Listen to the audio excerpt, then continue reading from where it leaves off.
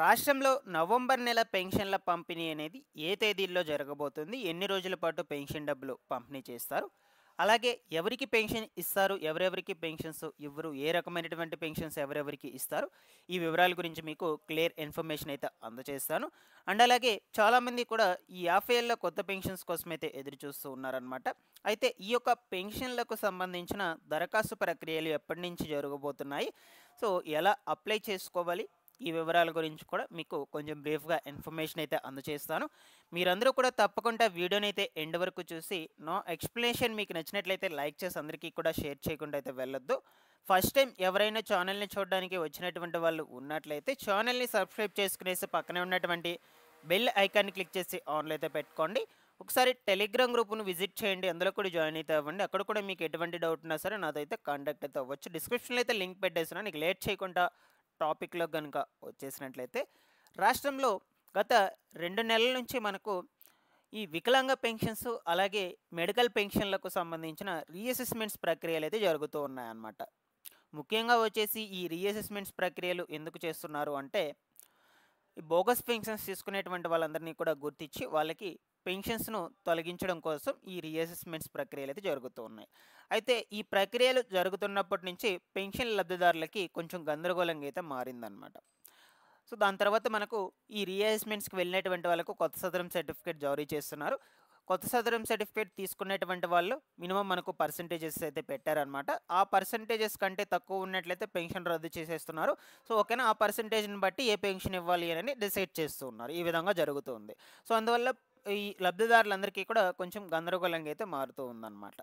ఇప్పుడొచ్చేసి November నెలకు సంబంధించి ఎవరికి అసలు పెన్షన్స్ ఇస్తారు? ఎవరెవరికి పెన్షన్స్ ఇవ్వరు?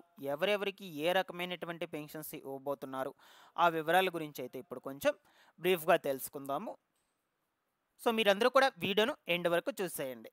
ఇకపోతే ముందుగా వచ్చేసి పెన్షన్స్ ఏ తేదీల్లో పంపిణీ చేయబోతున్నారు? ఎన్ని రోజుల పాటు పంపిణీ చేయబోతున్నారు? ఈ విషయం గురించి అయితే తెలుసుకోవాలి మీరందరూ కూడా. ఇక సెర్ఫ్ తీసుకొచ్చినటువంటి రూల్స్ ప్రకారం ప్రతి నెల కూడా 2 రోజుల పెన్షన్ పంపిణీ అయితే చేయాలన్నమాట. సో, కాబట్టి మనకు 1, 2 తారీఖుల్లో అయితే పెన్షన్స్ పంపిణీ చేయడం జరుగుతుంది యాక్చువల్‌గా అయితే. సో, ఈసారి మనకు 1 తారీఖున అనగా రేపటి రోజున శనివారం అయితే రాబోతుంది కాబట్టి, సో, రేపైతే పంపిణీ చేస్తారు. దానికి సంబంధించినటువంటి అమౌంట్‌ను ఈరోజు సాయంత్రం లోపల గ్రామ వార్డ్ సచివాలయ అధికారులందరూ కూడా విత్‌డ్రా చేసుకొని పెట్టుకుంటారనమాట. ఇక రేపు ఉదయం మీకు అమౌంట్ అనేది 7 గంటల నుంచి అయితే పంపిణీ మొదలవుతుంది ప్రతి గ్రామంలో కూడా. ఓకేనా. సో, రేపు ఈవినింగ్ వరకు కూడా పంపిణీ జరుగుతుందనమాట. సో, దాని తర్వాత వచ్చేసి 2వ తారీఖున పంపిణీ అయితే జరగాలి. సో, 2వ తారీఖున ఆదివారం రాబోతుంది కాబట్టి, సో, ఆ రోజు పంపిణీ అయితే జరగదు. సో, 1వ తారీఖున ఎవరైనా తీసుకోకుండా ఉన్నట్లయితే అరొకర, సో, వాళ్ళందరికీ కూడా 3వ తారీఖున పెన్షన్ డబ్బులైతే ఇస్తారనమాట. 2 రోజులు మాత్రమే జరుగుతుంది. ఇక 3వ తారీఖుతో ఈ పెన్షన్ పంపిణీ అది ముగుస్తుంది. ఇక దాని తర్వాత ఇవ్వరనమాట. ఇన్ కేస్ మీరు రాలేనటువంటి పక్షంలో ఉన్నట్లయితే, వచ్చి పెన్షన్ తీసుకోలేకపోయినట్లయితే మీకు డిసెంబర్ నెలలో అయితే ఇస్తారనమాట. No problem. అప్పుడు మీకు 2 నెలల పెన్షన్స్ అయితే ఇస్తారు. ఫర్ ఎగ్జాంపుల్‌గా వృద్ధాప్య పెన్షన్ అనుకోండి. అప్పుడొచ్చేసి మీకు 4000, 4000, 8000 రూపాయలైతే ఇవ్వటం జరుగుతుందనమాట. ఓకేనా. ఇక్కడి వరకు క్లియరు. మీకు పెన్షన్స్ అనేటువంటివి ఏ తేదీల్లో పంపిణీ చేస్తున్నారు, ఎన్ని రోజుల పాటు పంపిణీ చేయబోతున్నారో ఈ వివరాల గురించి రేపు ఉదయం 7 గంటల నుంచి అయితే స్టార్ట్ అయిపోతుందనమాట పెన్షన్ల పంపిణీ అనేది. మీకు పెన్షన్స్ వచ్చేసి ఏ విధంగా పంపిణీ చేస్తారంటే, మీ యొక్క ఫేస్ రికగ్నిషన్ ఆధారంగా అంటే ఫేస్ స్కాన్ తీసుకొని మీకు పెన్షన్ డబ్బులైతే ఇవ్వటం జరుగుతుంది. ఓకేనా. ఇక ఈ పెన్షన్స్‌ను ఎవరికి ఇస్తారు? ఎవరెవరికి ఇవ్వరు? ఈ నవంబర్ నెలకు సంబంధించి ఎవరికి పెన్షన్ డబ్బులు వస్తుంది? ఎవరెవరికి రాదు? ఈ వివరాల గురించి మీరు తెలుసుకోవాలి కాబట్టి కొంచెం బ్రీఫ్‌గా చెప్తాను మీకు.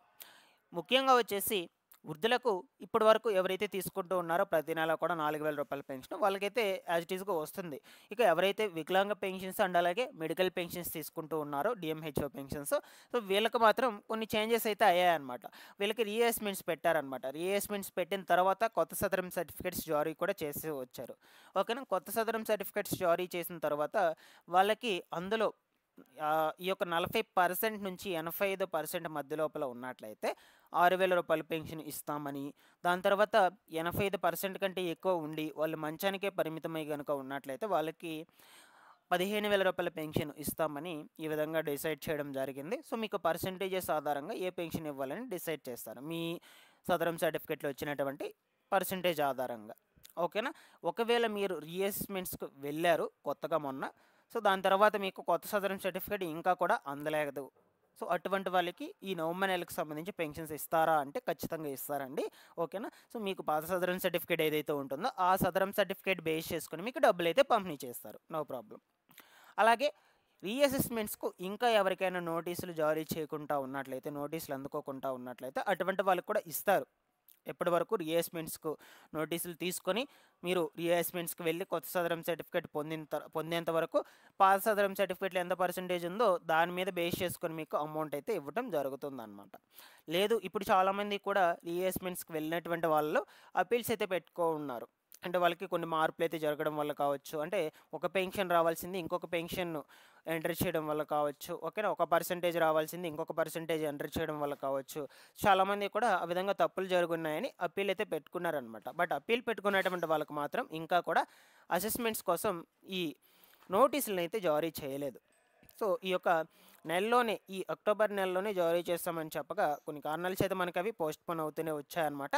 సో ఇంకా కూడా జారీ అయితే చేయలేదు. సో జారీ చేసేంత వరకు అయితే మీకు పెన్షన్ డబ్బులు ఇస్తారు, మీరు ఎవరు కూడా ఆందోళన చెందాల్సిన అవసరం లేదు. పాత సదరం సర్టిఫికేట్ ఏదైతే ఉందో దాని మీద బేస్ చేసుకొని మీకు డబ్బులు అనేటువంటివి అయితే పంపిణీ చేస్తారు ఖచ్చితంగా.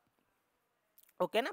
సో మీరు రీఅసెస్మెంట్స్కి వెళ్ళాలి అంటే మీరు ఖచ్చితంగా నోటీస్ తీసుకోవాల్సిందే. నోటీస్ తీసుకున్నాక అందులో మీకు మెన్షన్ చేసి ఉంటారు ఏ హాస్పిటల్కి వెళ్ళాలి, ఏ టైంకి వెళ్ళాలి, ఆ వివరాల గురించి అందువల్ల చెప్తూ ఉన్నాను. ఓకేనా. సో మీకు కనుక కావాలి అనుకుంటే రీఅసెస్మెంట్స్కి వెళ్ళేటప్పుడు ఏమేమి డాక్యుమెంట్స్ తీసుకువెళ్ళాలి, ఆ వివరాల గురించి కావాలి అనుకుంటే సపరేట్గా కమెంట్ సెక్షన్లో అడగండి, నేను ఇంకొక వీడియోలో అయితే క్లియర్ ఇన్ఫర్మేషన్ అయితే అందచేయడానికి ప్రయత్నం చేస్తాను.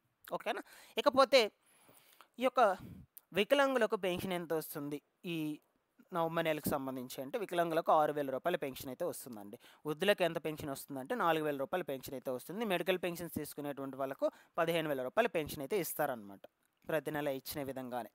ఇక మనకు కొత్త పెన్షన్లకు సంబంధించి అయితే ఒక ముఖ్యమైన, ఈ కొత్త స్పౌస్ పెన్షన్లకు సంబంధించి అయితే ఒక ముఖ్యమైన అప్డేట్ అయితే వచ్చిందండి ప్రజెంట్ అయితే. ఓకేనా.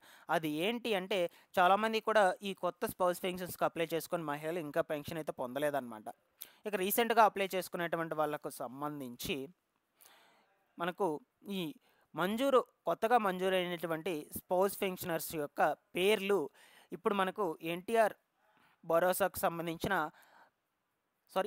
పెన్షన్ భరోసాకు సంబంధించినటువంటి యాప్లో ఈకేవైసీ ఆప్షన్లో ఎనేబుల్ అయితే చేయబడడం జరిగిందనమాట. ఓకేనా. సో ఇప్పుడు రీసెంట్గా ఎవరైనా కొత్తగా స్పౌస్ పెన్షన్స్కి అప్లై చేసుకున్నట్లయితే వాళ్ళ పేర్లన్నీ కూడా ఈకేవైసీ కోసం అయితే వచ్చున్నాయన్నమాట. ఓకేనా. ఒకసారి మీరు ఈ యొక్క అప్డేట్ను గమనించి సచివాలయాలకు వెళ్ళి కనుక్కోండి. ఈకేవైసీ కోసం వచ్చినట్లయితే వెంటనే ఈకేవైసీ అనేటువంటిది కంప్లీట్ చేసుకోండి. కంప్లీట్ చేసుకున్నాక మీకు పెన్షన్ డబ్బులు అయితే ఇస్తారు. ఆల్రెడీ మనకు ఈ స్పౌస్ పెన్షన్స్ కోసం బడ్జెట్ అనేది కేటాయింపు కూడా చేయడం జరిగింది. అక్టోబర్ నెల నుంచి పంపిణీ చేయాలని డిసైడ్ చేశారనమాట. ఎవరైనా ఈ ఈకేవైసీ కనుక పూర్తి చేసుకోకుండా ఉన్నట్లయితే ఒకసారి అబ్జర్వ్ చేసి దాన్ని గమనించి సచివాలయాలకు వెళ్ళి ఈకేవైసీ కంప్లీట్ చేసుకోండి.